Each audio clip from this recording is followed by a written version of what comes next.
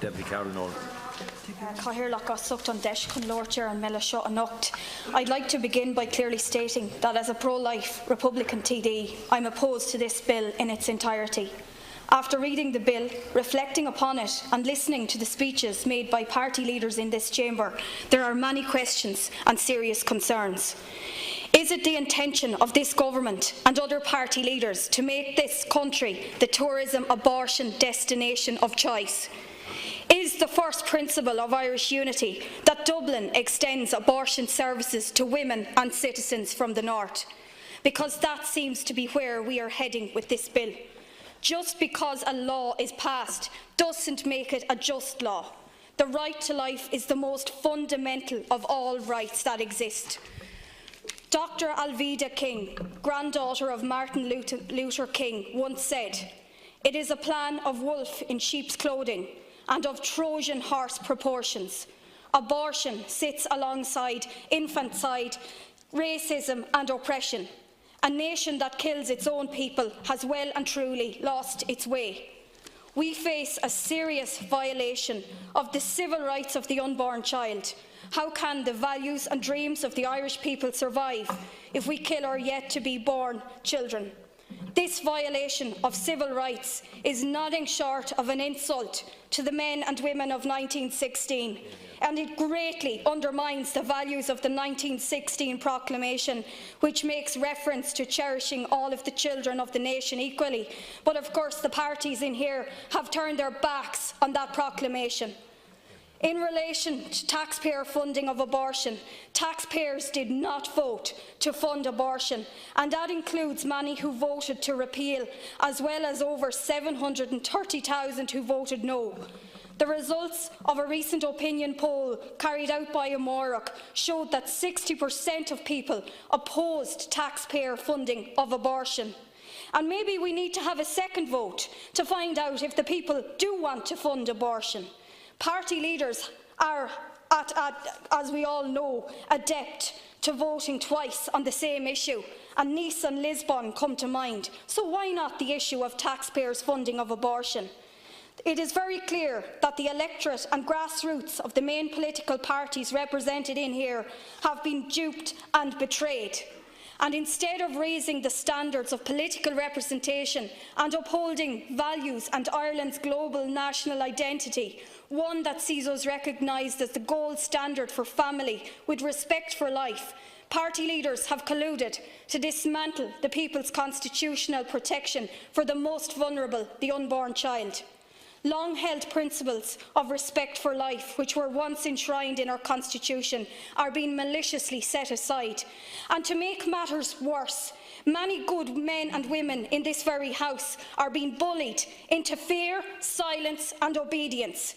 Fear of not being reselected by party leaders has forced many to remain silent to the cry of the voiceless and submissive to an agenda that silences all opposing opinion or thought. So much for freedom, equality, choice and compassion. As a pro-life Republican woman, my conscience stands above and beyond any party diktat. My conscience does not allow me to support policies of abortion and lack of freedom of conscience. I am not afraid to stand before the voters in Laois and Offaly and to keep or lose my seat, whatever the case may be, at the next election. My constituents know me. They know who I am and the values that I uphold. They know that they can trust me. And they know that I will not do dirty political deals just for the sake of power or bow to populist rhetoric under pressure. The common good is being politically and systematically erased from society. Now this government seeks to brand decent people in every county of Ireland as abortion funders. If this House has no conscience, if this House does not respect and uphold the vital need to protect the unborn, if this House is deaf to the cries of the vulnerable and the voiceless, then this House needs to be pulled down and rebuilt because it is in decay. This government needs to go. It is better for this government to go than the whole nation to be lost and brought down. And I would appeal to members of this House to think for themselves outside of leader diktat. The bill being put before us is extreme and harsh, and people need to speak up. Those who celebrated the vote in May and who are cheering on the legislation would do well to take a moment to consider the lives that they are comfortable with destroying. It is worrying that in this bill, the definition of viability has become even more unclear, at the precise moment when the scope of conscientious objection for health professionals and contracts alarmingly. For the thousands of pro-life doctors, nurses and midwives and pharmacists working in our healthcare system, this is deeply worrying. I commend all of those who came out today to protest against this injustice, because that's what it is, a grave injustice. And I stand with those health professionals who are being unfairly treated.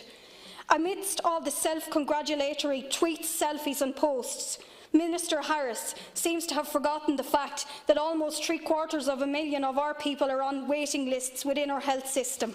And some of those patients are children waiting for scoliosis treatment, or elderly people who've paid their taxes for 40 years waiting for hip operations. It's a disgrace. The Taoiseach may have forgotten too about the health crisis and the housing crisis, as well as the difficulties which are facing farming families, and how post offices in rural Ireland are closing and communities declining, and how carers are unable to receive the help that they so badly need. In relation to freedom of conscience, this is not something which was unique to pre-repeal Ireland, and it is not something which can be extinguished in post-repeal Ireland either. It is a vital human right which is protected within our Constitution and indeed within the European Convention on Human Rights. Throughout the world, many states which allow for abortion recognise the fact that a large number of workers in their healthcare sectors cannot bring themselves to participate in ending the lives of their smallest and most vulnerable patients. In spite of the result in May, it is also abundantly clear that the overwhelmingly majority of Irish people support freedom of conscience. Under Minister Harris's new plans, every pro-life doctor would be forced to refer doctors to those GPs who they knew were ready and willing to help end lives of vulnerable unborn children.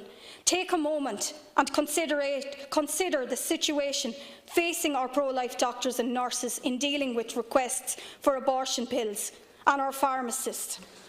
They know that they are dealing with not one patient, but with two. They know that the second patient is in mortal danger and that they can do nothing to protect them. Now imagine too that this GP is being asked to aid that destruction of that tiny developing life. Imagine that they are being asked to sign a form to help move their patients onto another step of the journey, a step which destroys one and wounds another. How could anyone ask that this doctor be forced to violate his or her conscience to such an enormous degree? In spite of public and professional support for protecting the rights of our healthcare professionals, the legislation which the government has proposed does not provide a positive right for conscientious objection. What Minister Harris is proposing is not the same situation as exists in the UK. It is in fact much worse. Even the infamous 1967 Abortion Act in Britain, which has led to more than 8 million lives being lost over half a century, states that no person will be obliged to perform an abortion. Under the current proposals here, though, employers and professional groups in Ireland will be able to impose a duty on medical professionals to carry out these procedures, which are so against their deepest beliefs about the sanctity of life and the importance of protecting it. I commend the Catholic hospitals for standing firm against this new penal law, which isn't being introduced by British colonisers this time, but by our own political leaders who all claim to uphold and respect all in society you don't respect. Not only could the current legislation as it's written open the door to doctors, nurses and midwives being forced to participate in performing abortions, it also does not provide any protection for pharmacists, who may soon find out that they have no choice but to be involved in the dispensing of abortion pills to patients.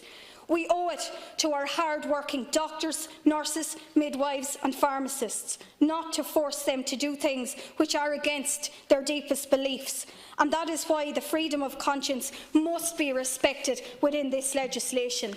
By continuing down this destructive path, Minister, You risk doing even more damage to our already creaking health service. Unless conscientious objectors are protected within the law, we are going to lose hundreds, if not thousands, of our best and most hard-working and dedicated GPs, gynaecologists, nurses and midwives. Our pro-life medical professionals, like all other medical professionals, deserve thanks for all that they do to care for all of those within society. And the least that we can do is to ensure that they continue to do this vital work without violating their deepest beliefs. It is vital also that there be no reduction in the mandatory 72-hour waiting period. This was a core part of the proposals which the government fought their referendum campaign on. And it is also of vital importance that abortions are prohibited on grounds of disability. Unborn babies with disabilities should be protected. After all, we talk about an inclusive and accepting society with equality for all. I'm aware of the fact that the group Disability Voices for Life have written to the Minister on this very matter, seeking a meeting on a proposed amendment to the bill. I support their call for such an amendment to be made to this harsh and needlessly extreme bill. And to conclude, the allocation of an initial amount of €12 million of taxpayers' money is only the beginning.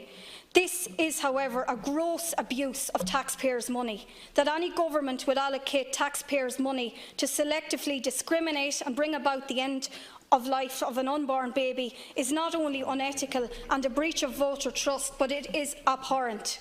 Such a government is not worthy to represent or lead the Irish people.